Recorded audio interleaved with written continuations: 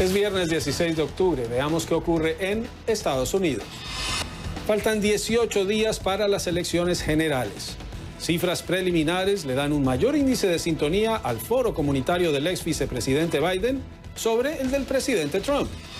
En el evento de Miami, el presidente Trump dijo que reconocería una transición pacífica de poder, que DACA o acción diferida y los soñadores no son lo mismo, y defendió su práctica de diseminar teorías conspirativas en redes.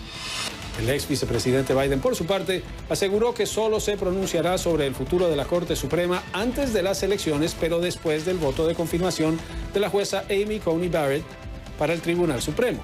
Los republicanos afirman que de llegar a la presidencia, Biden aumentaría el número de magistrados en la Corte. Y ahora, por supuesto, que nos vamos directo a las noticias.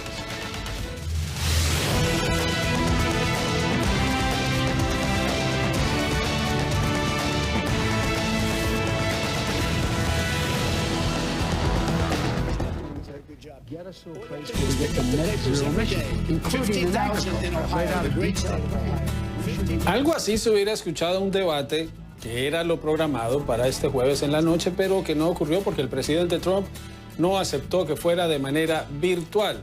2 foros en instantes, les diremos cuántos los vieron.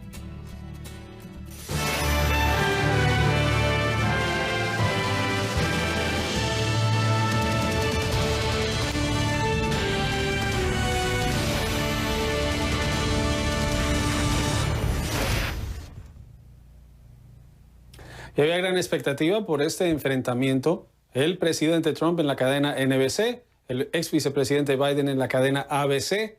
¿Quién ganó? ¿A quién le fue mejor? Pues vamos a las cifras registradas durante estas transmisiones paralelas, aunque el de Biden duró 30 minutos más. Fueron 90 minutos para Biden en la cadena ABC, 1 hora para el presidente Trump en NBC. De acuerdo con las cifras, 13.900.000 televidentes vieron el foro con el ex vicepresidente Biden en la cadena ABC, mientras que 13.900.000 menos vieron al presidente Trump en 3 cadenas, en la NBC, la MSNBC y la CNBC, todas de esa familia de la empresa Comcast. Es lo que deja este foro, que sorprende esta cifra a muchos por la habilidad del presidente Trump para atraer audiencias en la televisión. Y vamos a hablar sobre lo que dejaron esos foros, los últimos antes del debate programado para Nashville la semana entrante. Si hay debate, allí estará Yone Molinares trayéndonos todos los detalles. Yone, ¿qué ocurrió anoche en esas transmisiones simultáneas?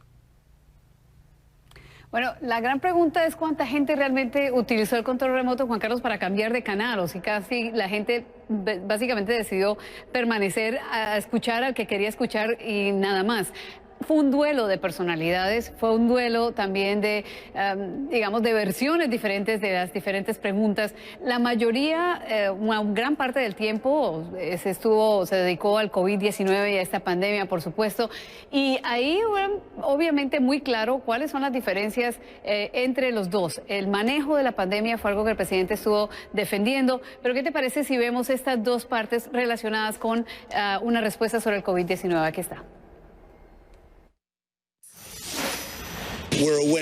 Nosotros somos unos ganadores en el exceso de mortalidad y lo que hemos hecho es increíble. Hemos hecho un trabajo maravilloso y estamos cada vez más cerca. Tenemos vacunas a punto de salir y tenemos tratamientos por salir.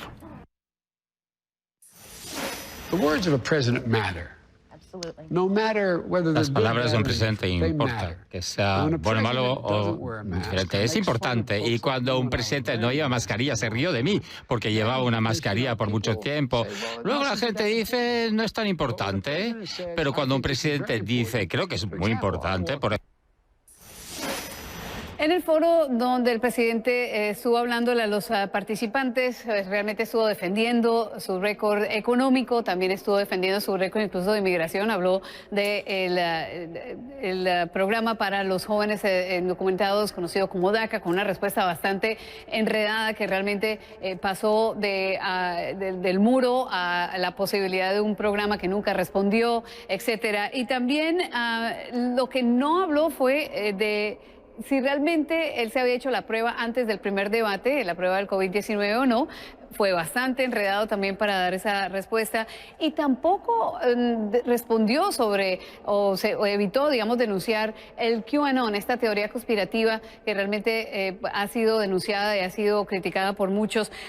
Pero bueno, otra de las preguntas era algo que había ocurrido antes de que el presidente hubiera recibido el examen positivo de COVID-19 y fue precisamente la cantidad de información relacionada con el pago de impuestos o la falta de pago de impuestos del presidente y la deuda que tiene de más de 400 millones. Esta es una parte.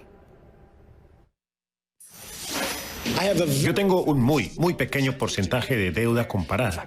De hecho, algunas de ellas las adquirí como favores a instituciones que querían prestarme dinero. 400 millones de dólares en comparación con los bienes que tengo, esas grandes propiedades en todo el mundo. ¿Usted está confirmando que sí? ¿Que usted debe unos 400 millones de dólares? Lo que estoy diciendo es que es un porcentaje de mi fortuna. Pues ahí está, respondió sin responder. Bueno, el ex vicepresidente Joe Biden también tuvo un par de momentos en los cuales pues defendió, por ejemplo, la ley contra el crimen de 1994, que ha sido muy criticada. También estuvo defendiendo el trabajo que había hecho y que hizo en términos económicos, y muy crítico también del presidente Donald Trump. Y también dio esta respuesta sobre un tema caliente por estos días aquí en Washington, y es si los demócratas van a querer aumentar el número de magistrados en la Corte Suprema de Justicia, ahora que con la potencial confirmación de Amy Coney Barrett, la Corte va a tener un balance más hacia el lado conservador. Pues esta fue la respuesta del ex vicepresidente. No he sido fan de poner más jueces en la Corte porque eso solo genera lo que sucedería, y es que cualquiera que gane seguirá moviéndose de una forma que es inconsistente con lo que es manejable. Entonces, ¿sigue sin ser un fan? No soy un fan, pero depende de cómo termine esto, no de quién gane, sino cómo se maneje. Y si tú crees que la respuesta de Biden fue confusa, es porque realmente no respondió exactamente lo que le estaban preguntando, o por lo menos no de la forma como se esperaba, una respuesta mucho más sólida. Así que, pues, hubo de lado y lado a Juan Carlos.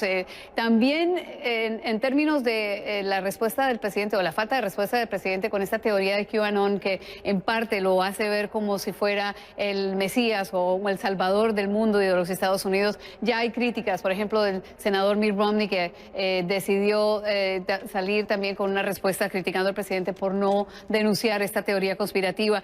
Pero bueno, así pasó, dos foros con distanciamiento social, con dos versiones diferentes, y a la espera del próximo debate la próxima semana, como dices tú, sí se da, dependiendo de lo que pase en los próximos días con el presidente, especialmente Juan Carlos.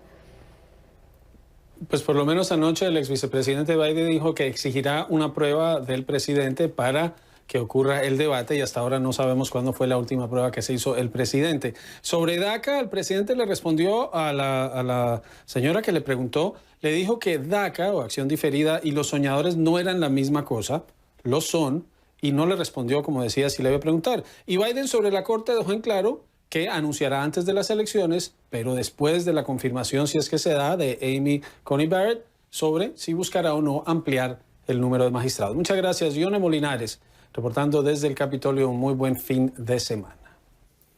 Y de ahí seguimos con la política, pero hablemos de lo que ocurrió con un senador, el senador Ben Sasse de Nebraska.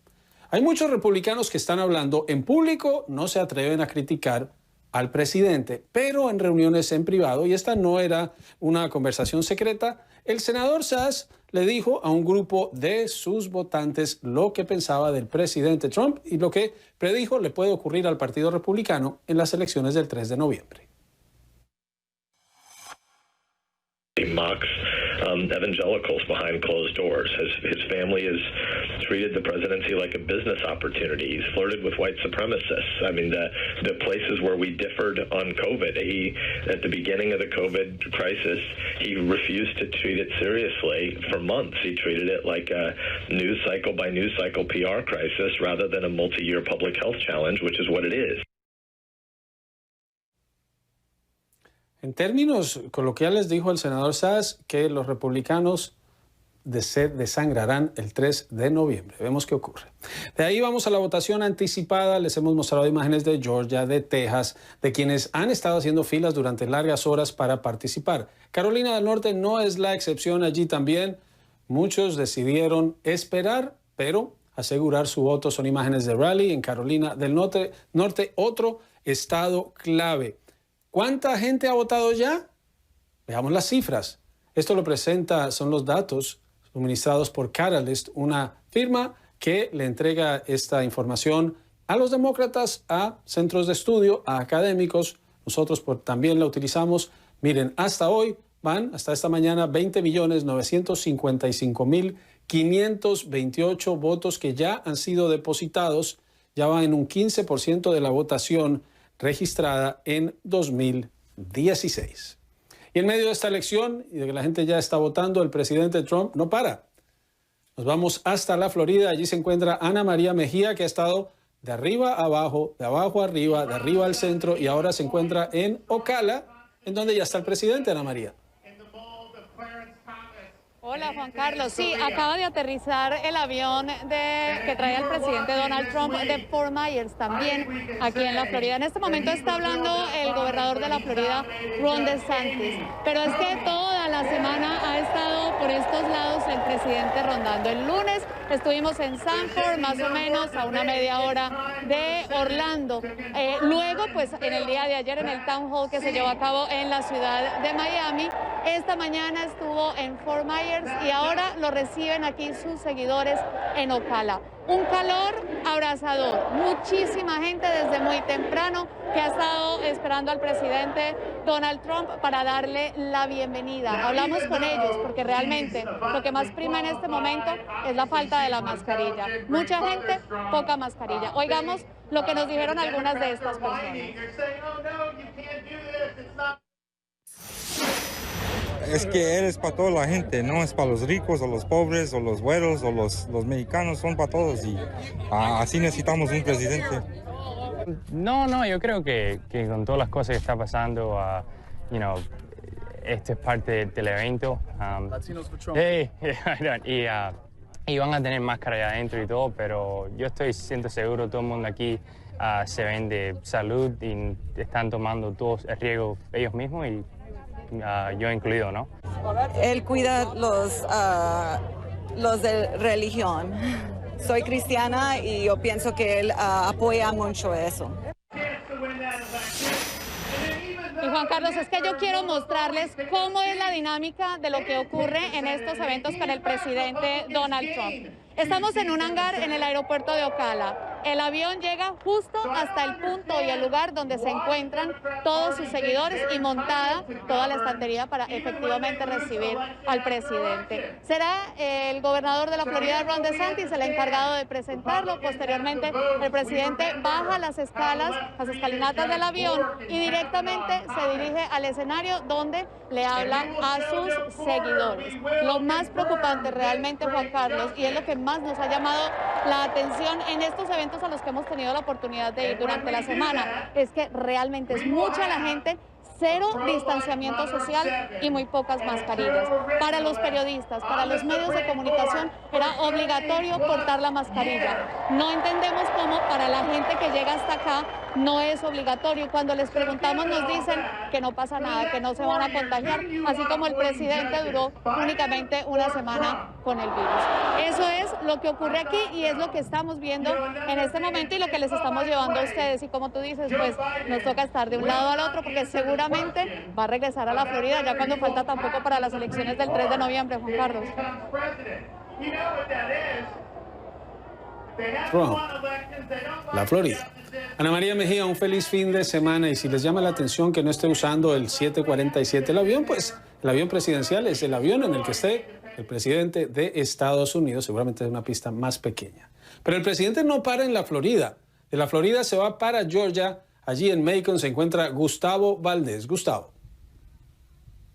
¿Qué tal? Buenas tardes. Y la razón por la que el avión no es el jumbo jet que utiliza generalmente es porque está visitando lugares pequeños como es el aeropuerto regional en Macon, en el centro del estado. El hecho de que un candidato republicano o demócrata estén dando la vuelta por Florida no es noticia, pero el hecho de que un republicano tan cerca a la elección esté visitando Georgia, un estado que generalmente vota conservador, en donde el presidente ganó por 5 puntos porcentuales hace 4 años, da a entender que quizá el partido cree que necesita más apoyo y el presidente se está enfocando en esta parte en donde el voto latino quizá no sea tan significativo, es más importante el voto rural y el voto de la raza negra. Hemos visto algunas gentes de grupos minoritarios llegar a este evento. La mayoría de ellos son blancos que dicen que no creen que el estado de Georgia sea liberal en este ciclo electoral. Escuchemos.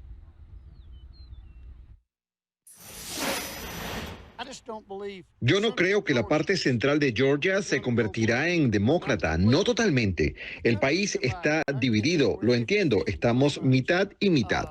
Pero no se puede votar por alguien solo porque tiene la letra D al lado de su nombre. Se debe ver su historial.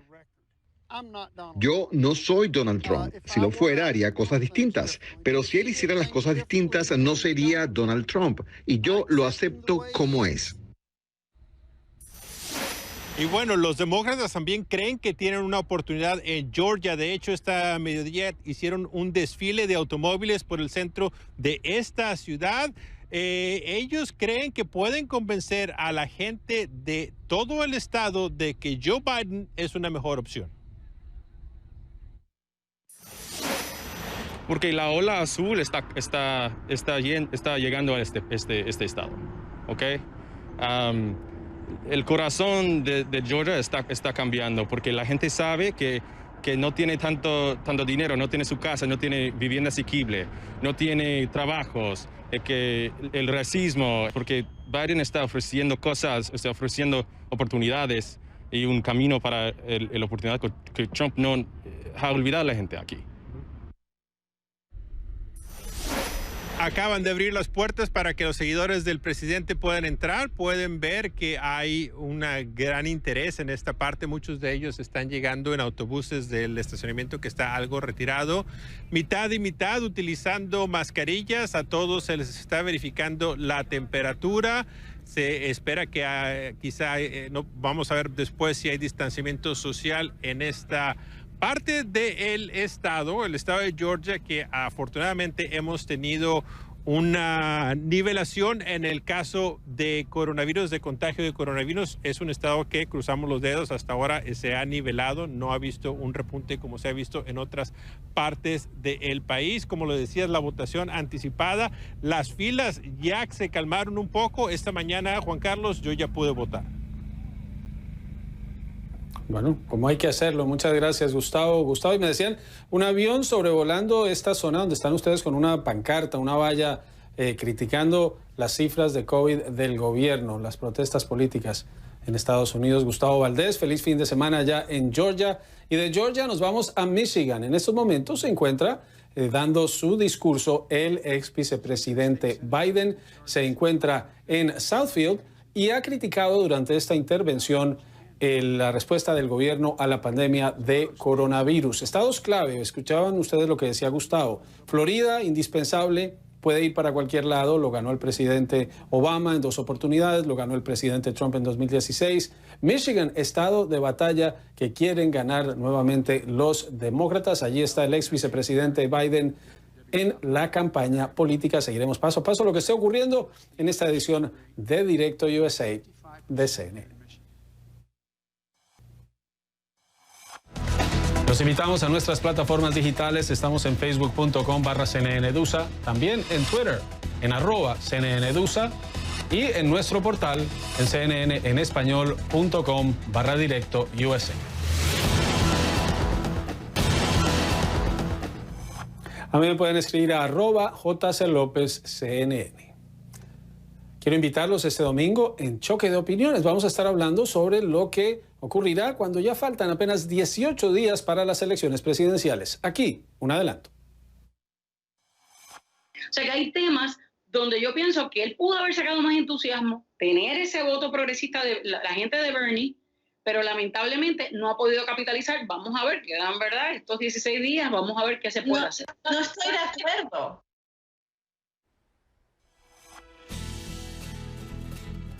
Toque de opiniones, 9 de la mañana, hora de Miami, 6 de la mañana, hora de Los Ángeles, repite 4 horas después, 1 de la tarde, hora de Miami, 10 de la mañana, hora de Los Ángeles. Tras la pausa vamos a hablar de coronavirus, ¿qué tan seguro es volar?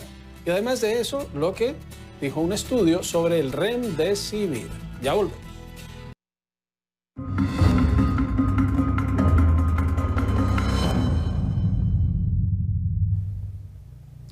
Hacemos nuestro repaso diario por las cifras oficiales del coronavirus, del COVID-19 en nuestra región.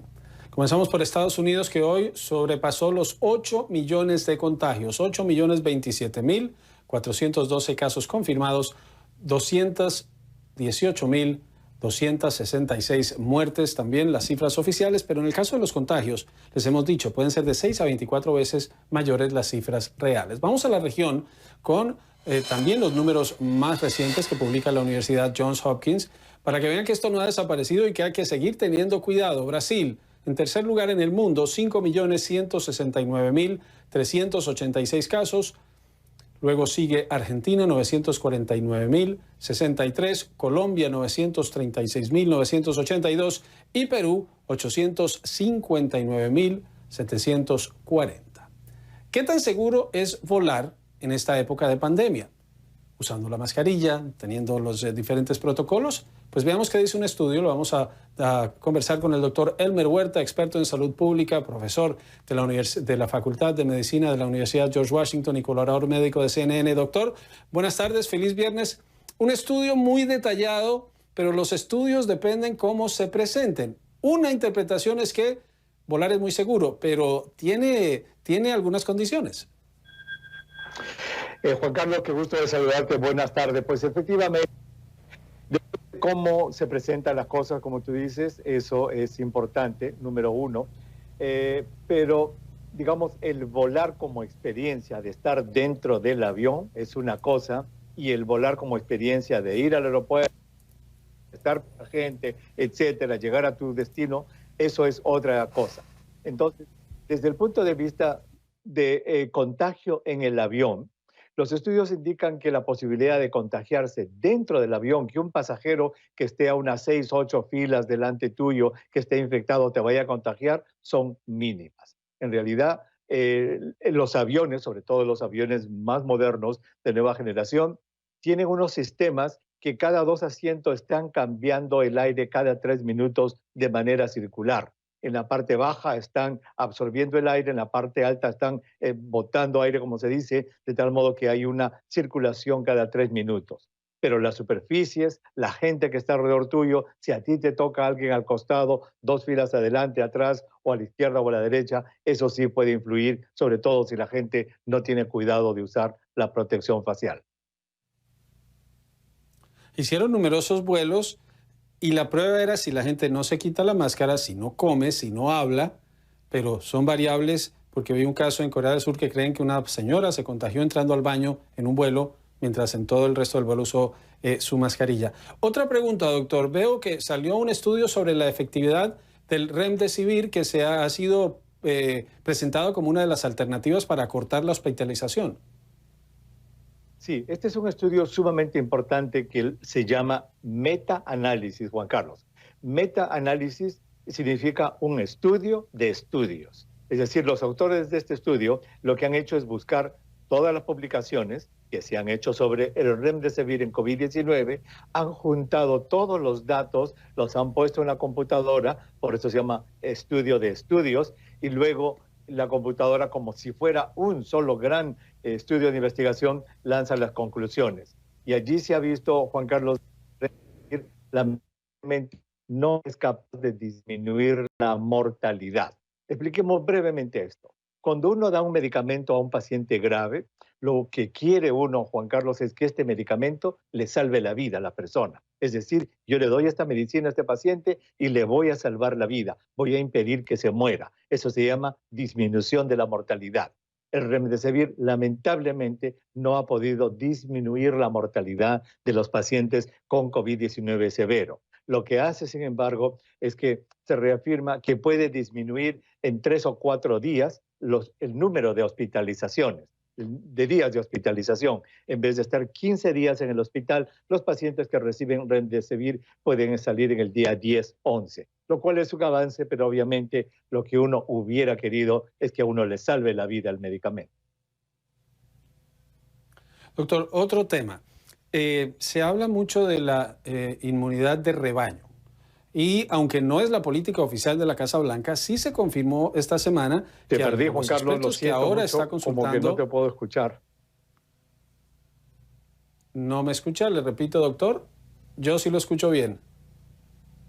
¿Nada? ¿Todavía no me escucha? Bueno, parece que el doctor Huerta no me está escuchando. Vamos a verificar si superamos el problema de audio o no. Vamos a ir a la pausa y al regresar, si podemos, retomamos con el doctor para hablar sobre la estrategia de la Casa Blanca. Ya volvemos. Yo había sido muy cuidadoso, George, durante 7 meses por mi asma. Usaba la máscara, me lavaba las manos, mantenía el distanciamiento social y por 7 meses pude evitar el virus en uno de los estados más golpeados, Nueva Jersey, pero bajé la guardia y eso fue un error. Fue un gran error. El exgobernador de Nueva Jersey, Chris Christie, asesor del presidente Trump, fue quien lo entrenó para el primer debate presidencial, contando sobre cómo fue su experiencia en el hospital. 7 días pasó en la unidad de cuidados intensivos tras contagiarse de coronavirus. Volvemos con el doctor Huerta. Doctor, un tema del que se ha hablado esta semana es un mensaje que tiene la Casa Blanca es el oficial, otro es el que se maneja de puertas adentro, y es el creer en una estrategia que Suecia implementó y que luego declaró fue un fracaso, la llamada inmunidad de manada o de rebaño. ¿Eso qué es y por qué no se considera que sirve? Escuchaba a uno de sus colegas, un experto en salud pública, que decía eso era casi un homicidio. Juan Carlos, sí, la inmunidad de rebaño o inmunidad de manada nació cuando se inventaron las vacunas realmente. Cuando tú vacunas a una población, pongamos sarampión. Si tú tienes sarampión en una población y vacunas, siempre para entender la inmunidad de rebaño hay un número que es mágico. En este caso, para el sarampión es 90. Si tú vacunas al 90% de los niños de una región, por más sarampión que entre a esa comunidad, Juan Carlos, no van a ocurrir los casos.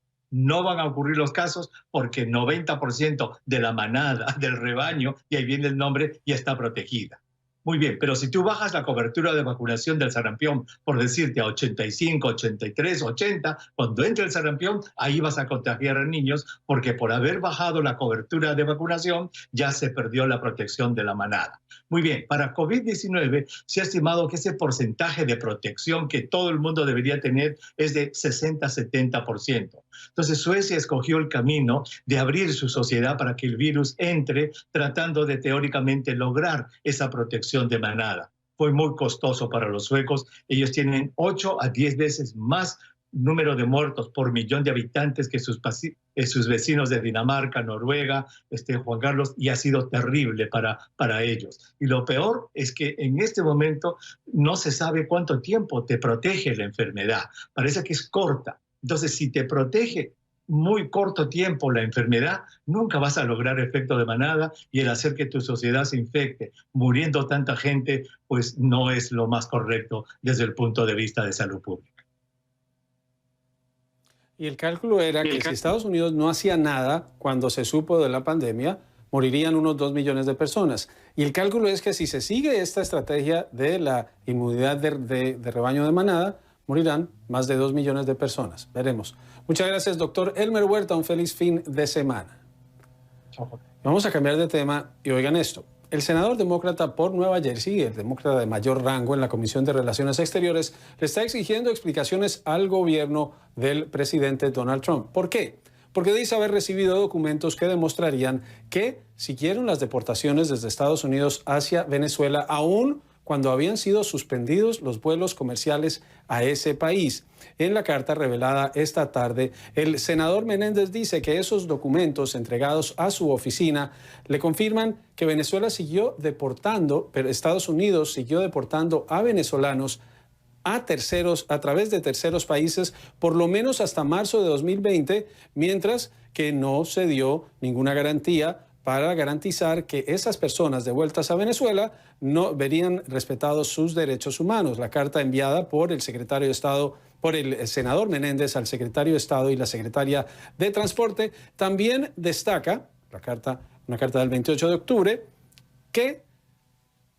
una carta enviada por el senador Menéndez, que cuando Estados Unidos suspendió los vuelos comerciales, siguió organizando vuelos para deportar a ciudadanos desde Estados Unidos a ese país. Y de ahí nos vamos con la respuesta que le dio el gobierno federal a California. El gobernador Gavin Newsom había pedido asistencia económica por los efectos que dejaron los incendios forestales, pero la respuesta del gobierno fue de rechazar los fondos pedidos para enfrentar la destrucción de 6 grandes incendios forestales. Fue negada por el gobierno federal, dijo la oficina del gobernador. La infraestructura hasta ahora registra daños de unos $229 millones según el gobernador Newsom, y por eso necesitaba la asistencia federal. Unas 341,000 acres se quemaron entre Fresno y los condados de Fresno y de Madera. Y hemos reportado desde que se supo de la detención del exsecretario de Defensa de México, Cienfuegos, quien está acusado, al parecer, por delitos de narcotráfico en Estados Unidos. Gonzalo Alvarado ha estado pendiente de lo que ocurre en una corte federal luego del sorpresivo arresto de quien fue el hombre fuerte de la defensa de México durante el gobierno de Enrique Peña Nieto.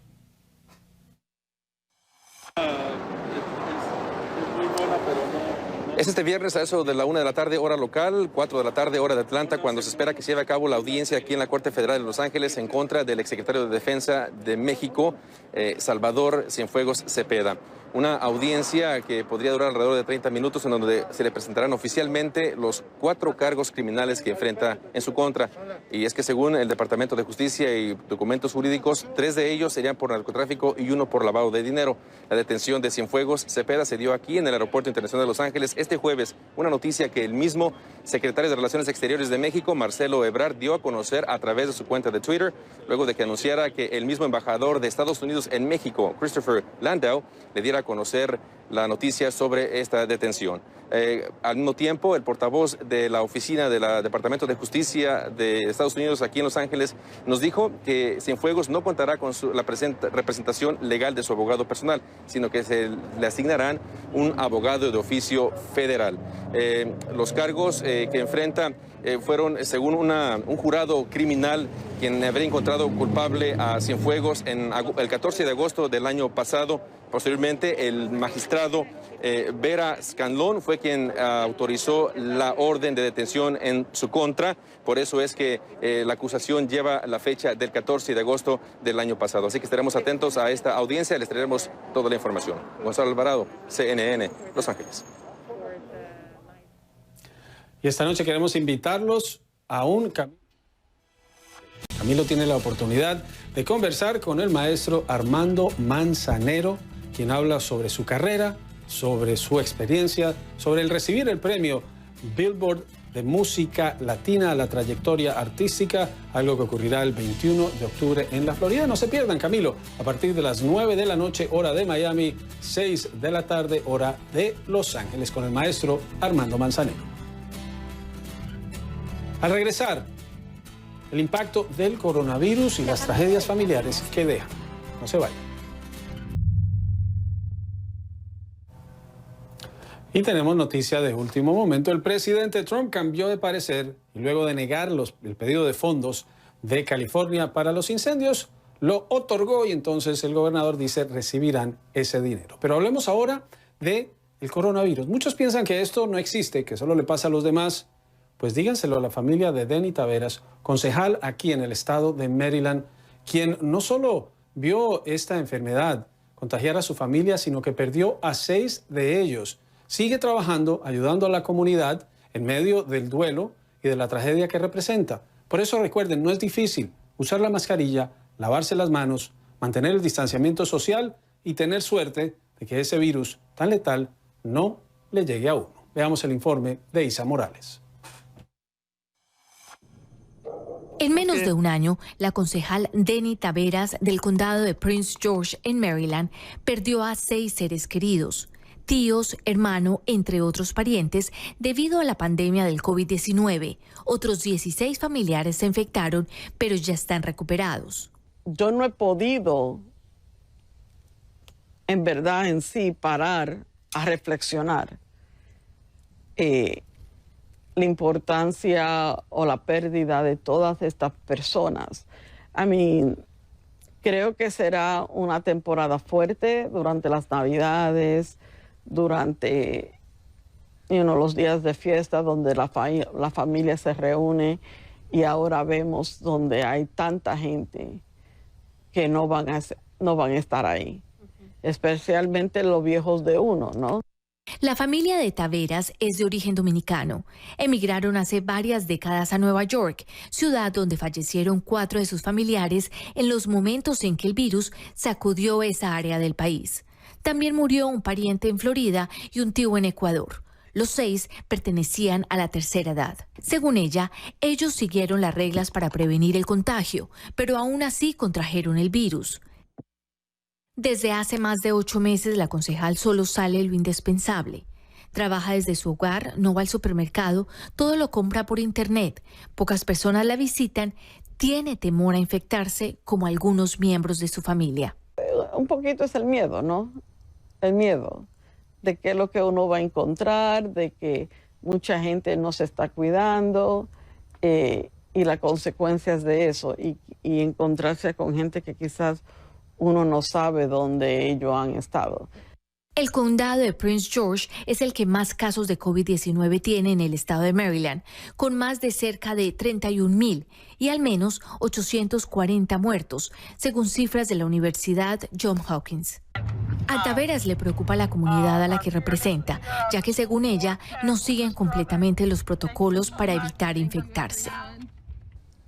Lo que me enoja más es cuando veo dentro de nuestra misma comunidad que no hay cuidado, que no hay ese respeto para las regulaciones. Yo lo veo, lo oigo en la radio, cuando yo oigo los anuncios para un nightclub, para una noche de baile, eso me indica a mí que no estamos obedeciendo. Taveras hace un llamado para que las familias se cuiden y no tengan que sufrir lo que afrontó la suya, e invita a que se protejan durante las fiestas. Yo sé que muchas familias quieren reunirse, etcétera, pero hasta en eso hay que tener cuidado, porque algunas veces es hasta la familia de uno que viene a infectarlo. Por eso yo diría que traten de obedecer, que si uno se va a reunir entre familias, que usen las mascarillas, especialmente si son gente que no viven dentro de su casa. Taveras no tiene familiares en Maryland y sueña con el momento que pueda ver nuevamente a sus seres queridos, todos reunidos en el Caribe.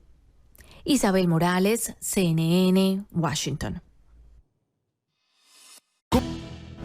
La pregunta del día tiene que ver con los foros que tuvieron el presidente Trump y el vicepresidente Biden este jueves en la noche en cadenas distintas a la misma hora. Eso sí, el de Biden fue de 1.5 horas y se quedó hablando con quienes habían asistido aún después de que terminó el evento y estaban recogiendo los equipos. Pero ¿qué nos dijeron ustedes sobre el mensaje de Trump, el mensaje de Biden, el formato?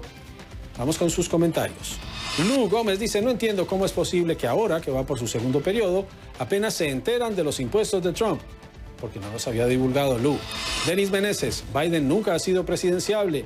Los demócratas no tienen líderes y no les quedó más que acudir a este señor. Francisco Vilches dice, la diferencia es que Trump no tiene programas de gobierno, todo lo improvisa según sus intereses y lo hace mal. Y Joao Leandro Morón dice, numeral Trump 2020 o 2020. Son sus comentarios a través de las redes. Antes de irnos, quiero invitarlos para que nos acompañen este domingo en Choque de Opiniones. Vamos a estar hablando sobre el proceso electoral cuando estamos ya muy cerca de las elecciones. Desde hoy son 18 días. Aquí un adelanto. Hay muchos dreamers que están esperando una solución, no un deferred action, que es decir, vamos a posponer este problema más adelante. Necesitamos una reforma migratoria que va a pasar con el presidente Trump y los republicanos. Ahí tienen ustedes las invitaciones para que nos encontremos el domingo, 9 de la mañana, hora de Miami, Washington, Nueva York, 6 de la mañana, hora de Los Ángeles, repetición 4 horas después. Eso quiere decir que estaremos a la 1 de la tarde en Miami, 10 de la mañana en Los Ángeles. Los esperamos en Choque de Opiniones.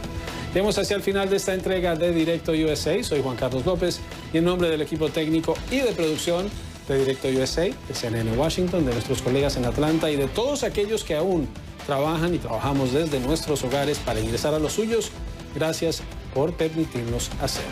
Que sigan teniendo una feliz jornada. Nos vemos el domingo en Choque y el lunes de nuevo aquí en Directo USA de CNN. Hasta luego.